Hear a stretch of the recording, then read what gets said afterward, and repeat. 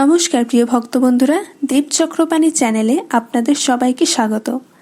আজ শ্রীমতী রাধারানী ও শ্রীকৃষ্ণের একটি ছোট্ট লীলা আপনাদের শোনাতে চলেছি, যার নাম হলো সর্প জাদুকর বেশে শ্রীকৃষ্ণ।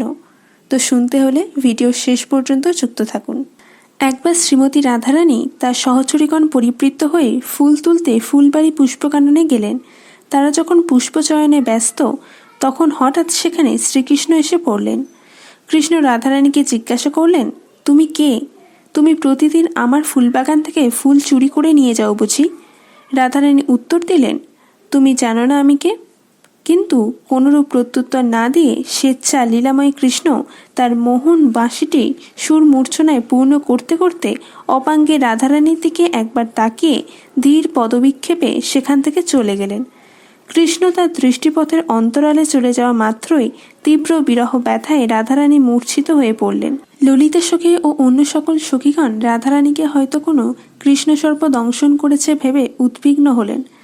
তারা রাধারানীর সংজ্ঞা ফেরাতে অনেক চেষ্টা করলেন, কিন্তু বিফল হলেন। ঠিক সেই সময় কৃষ্ণ সেখানে এক সর্প জাদুকরের বেশ ধারণ করে আবির্ভূত হলেন। কৃষ্ণ এমন অভিনয় করতে লাগলেন যে তিনি যেন রাধারানীর কানে কোনো মন্ত্র বলছেন। প্রকৃতপক্ষে কৃষ্ণ তার কানে নিম্নস্বরে বলছিলেন, দেখো আমি এসেছি, চোখ মেলে এখন আমাকে দর্শন করো।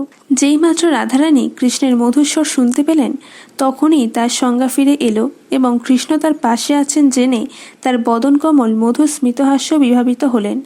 তাদের এই মধুর লীলা দর্শন করে সকল সখীবর্গ সুখে মগ্ন হলেন। ভিডিও শেষ পর্যন্ত যুক্ত থাকার জন্য অসংখ্য ধন্যবাদ। হরে কৃষ্ণ।